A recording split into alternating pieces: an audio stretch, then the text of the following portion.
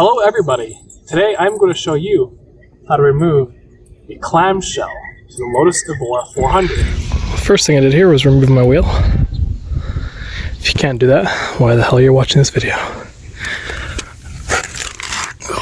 Next one, we've taken out all the screws for the wheel wells here.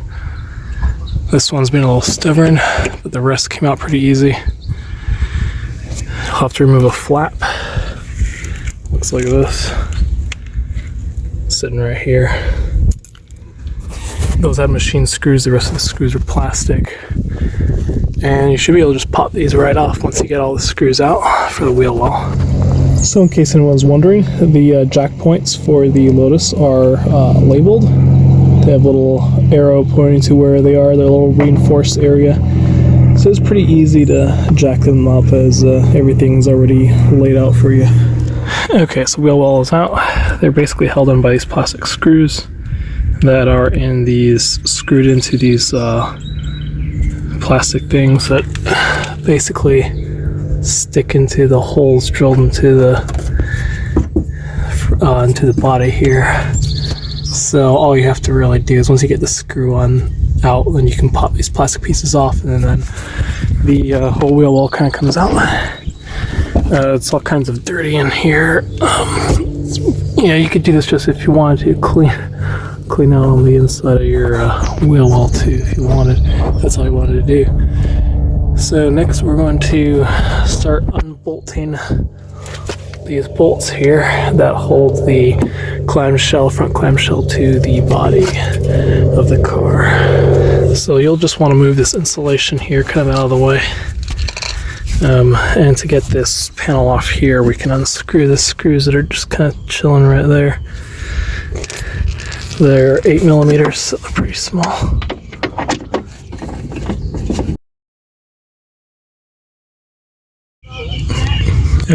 Okay, so to finish getting this panel off, there are also 2 screws under it if you want to undo.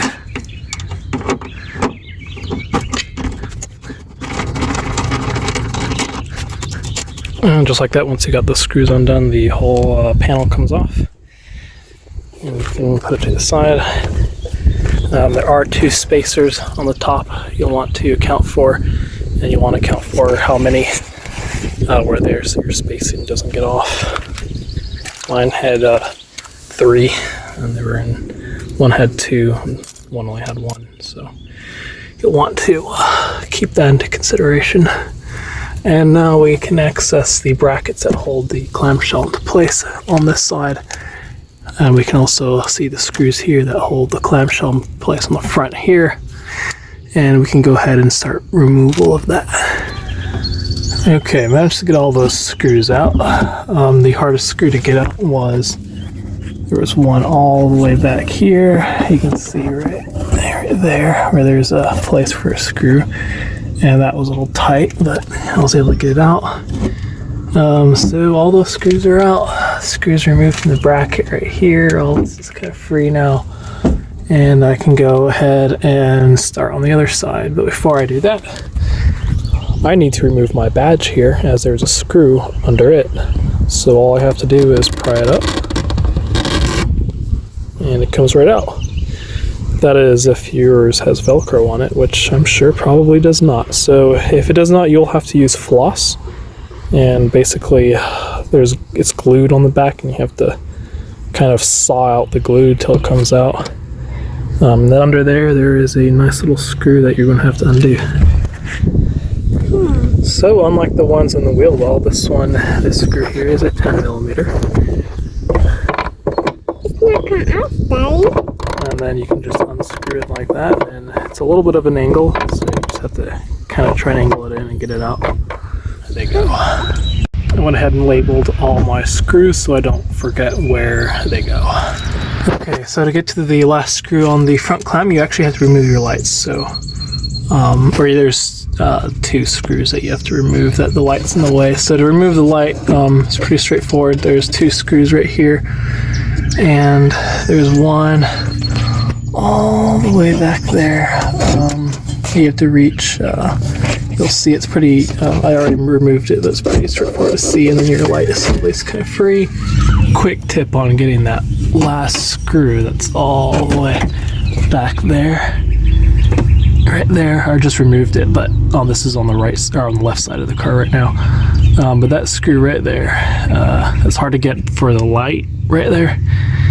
There's a bar right here that's screwed like that, and that kind of makes it a little harder to get all the way your arm all the way back there. So if you just remove this bar, gives you your arm a lot more clearance to get all the way back there and unscrew that screw. So once your light is loose here, it gives you access to a 10mm bolt that's right there. You'll just undo that, and there is a spacer washer there you want to account for as well. Just kind of unscrew it. So I'll go ahead and get that done and go from there. Okay, so I popped open the reservoir hatch right here. And there are 2 screws that you'll need to remove to get this off of the frame. But before you do that, you will want to disconnect the power terminal here and the hose from the sprayer, and then you can unscrew these, and the screws will allow you to pop this off. So I've gone ahead and removed the washer fluid screws as well, so I can remove that and it won't get in our way. One thing to note is I did have to remove the latch under the reservoir hatch. You might actually be able to get away with not removing it. What I had to do was these 2 screws here loosen up so that I could remove the cable as it was getting in the way. If you remove yours, you'll see what I mean. It's pretty obvious. But I probably could have left it on, I think, and just loosened these 2 screws, move these pieces a little bit forward to give you enough clearance to remove the cable, and then you can pop your top cover or your clamshell off. Okay, so I went ahead and did the left side, which is exactly the same as the right side. Popped up the front here. Should be able to lift this whole thing off. The front clamshell is now successfully removed. So wasn't as hard as I thought it was going to be, actually. It took me about just under 2 hours, or rather just over 2 hours, I should say. So from here I can do whatever I need to do.